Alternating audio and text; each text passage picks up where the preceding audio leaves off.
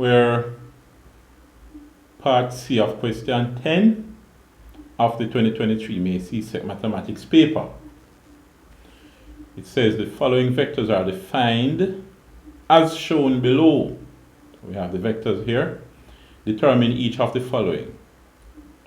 The vector other than 5, -1 that is parallel to Wx. That's the first thing.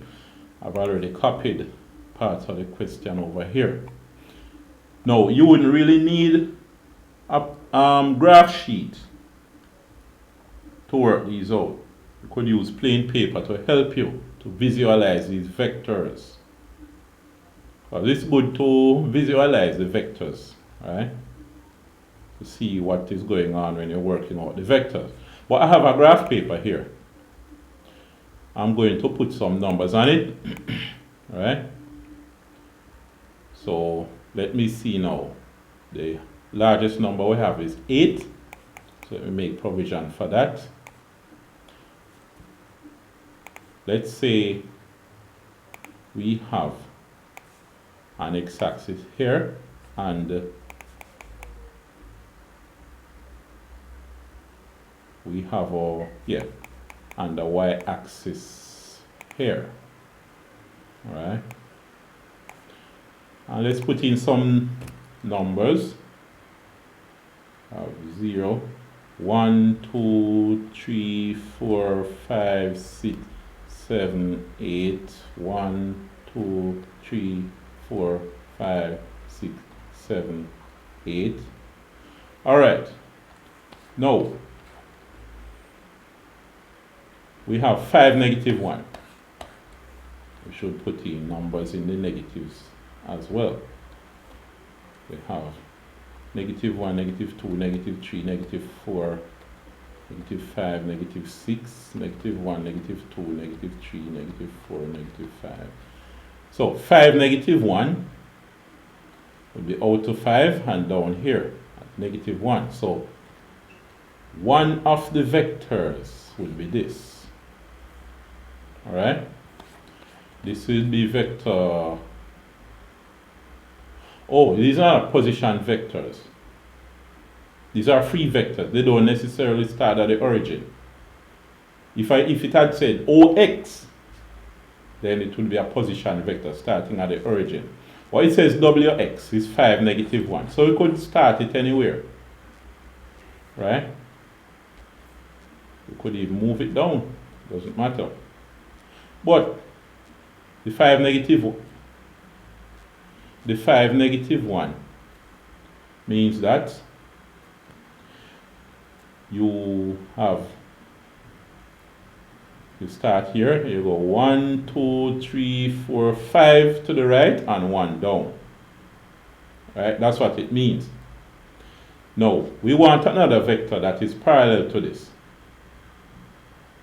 What you can do is just multiply 5, -1 by a number. Say times 2. Let me put the 2 on the left.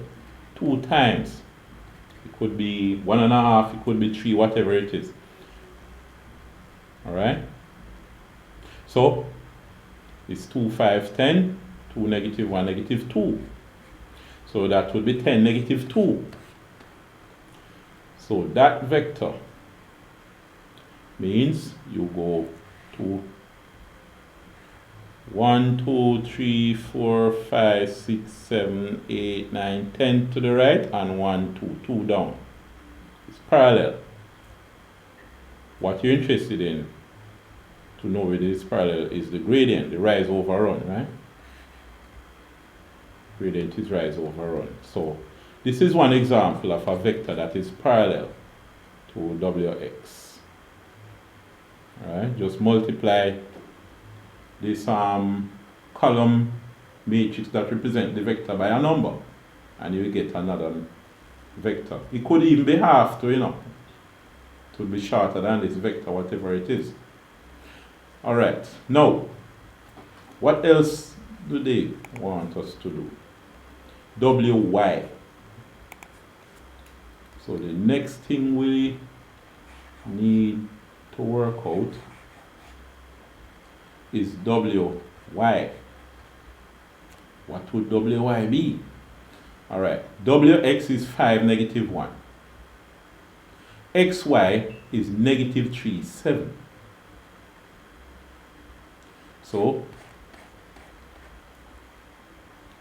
let's get rid of this.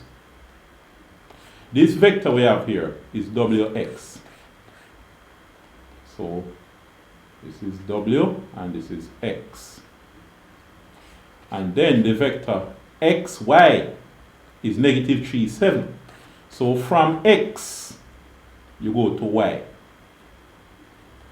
You would have to go negative 3, which is 3 to the left. 1, 2, 3. Then 7 up. I have to shift the graph down for us to reach there. Right?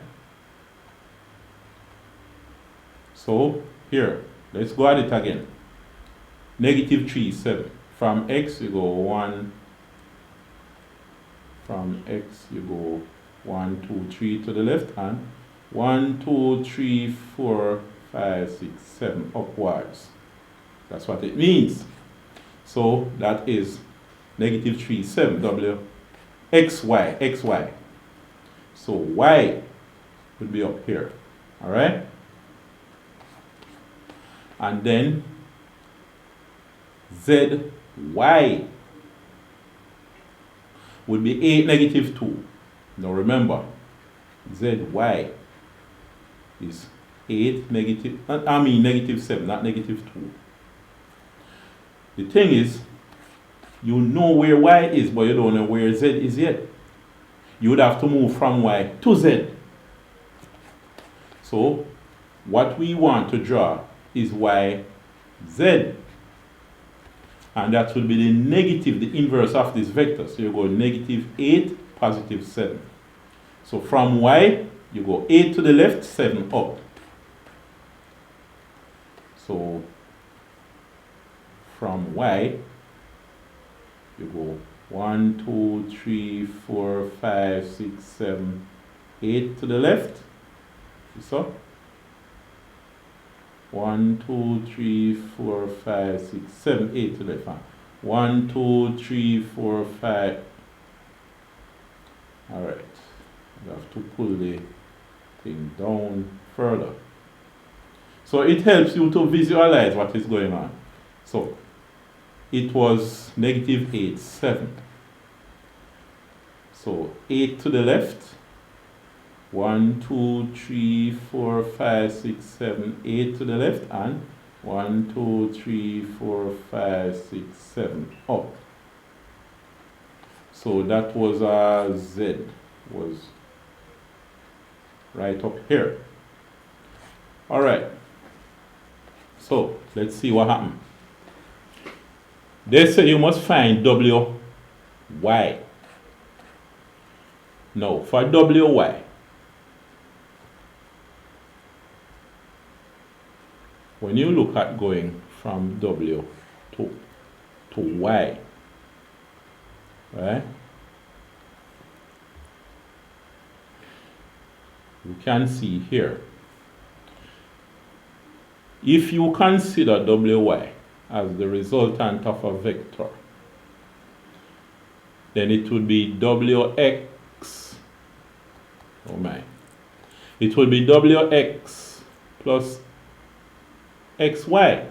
So WY is equal to WX plus XY.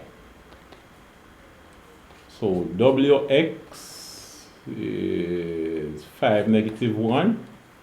So it would be 5, negative 1 plus XY is negative 3, 7.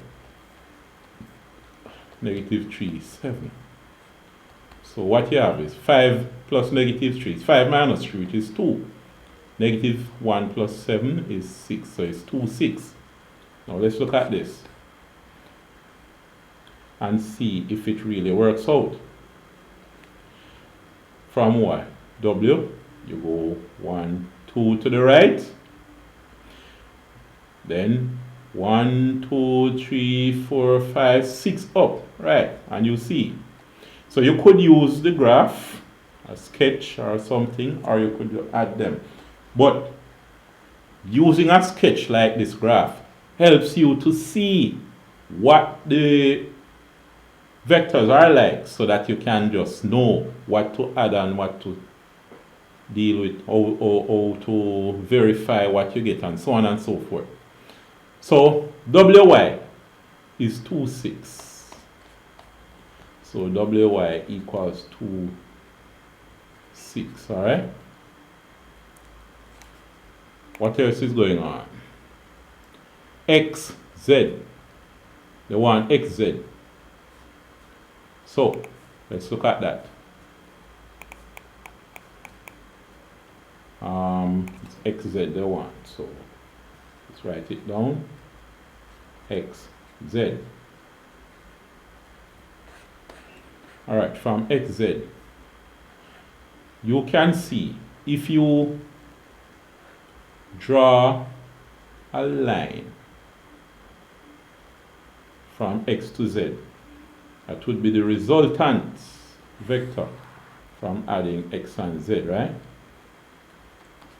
Oh, I kind of missed. Let me try it again.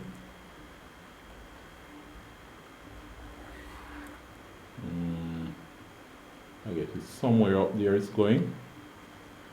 Alright. So from the visual sketch, this would be my resultant.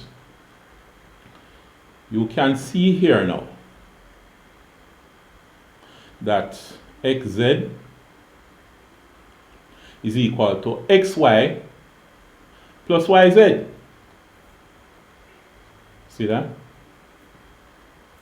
So XZ equals XY plus YZ. Alright? So XY was what?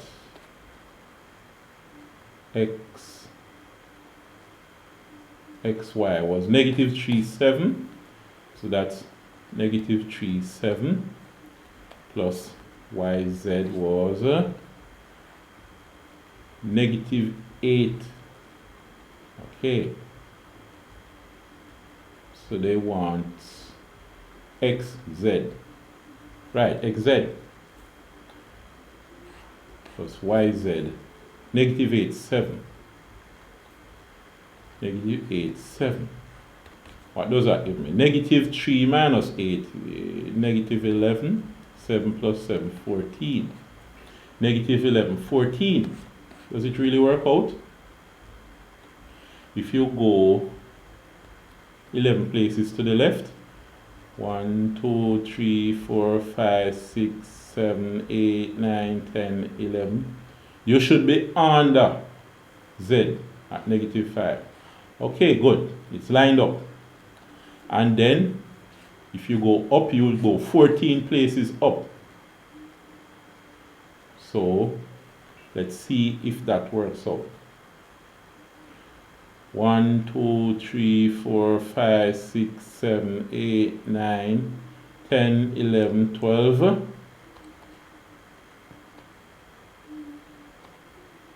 13, 14, right. It does work out. Alright? So it is really negative 11, 14. So YZ, XZ is negative 11, 14. Alright?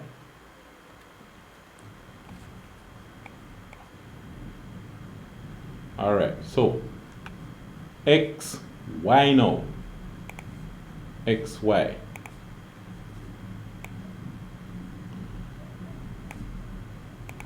So they say you must find X, Y.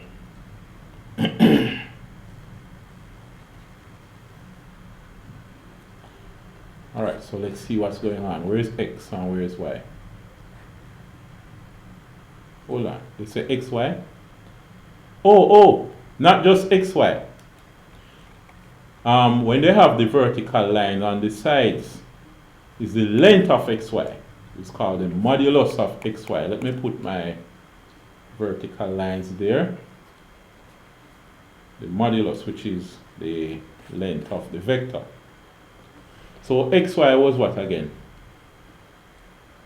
Xy was negative 3, 7. So you look at xy now. You go 3 to the left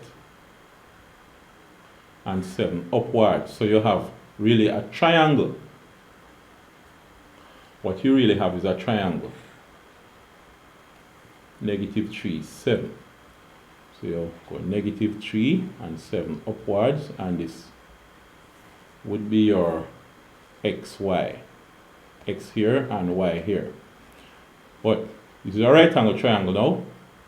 This is 3 units. It's just that you call it negative 3 because you're going from x here to the left before you turn and go up, right? So it's negative 3, 7. This would be 7.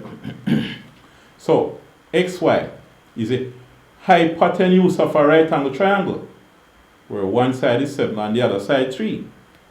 So using Pythagoras theorem, xy, the modulus, is equal to the square root of 7 squared plus 3 squared, which is square root of 49 plus 9. 49 plus 9 is what? 49, 59, 58. It will be the square root of 58. Let's find the square root of 58. Yes, you could just leave it as the square root of 58 because you won't get an exact value. 7.615. You could say 7.6 or something like that, right? Or 7.6 units. We could leave it as the square root of 58 too. So the square root of 58 units. Alright? And that is it. End of test.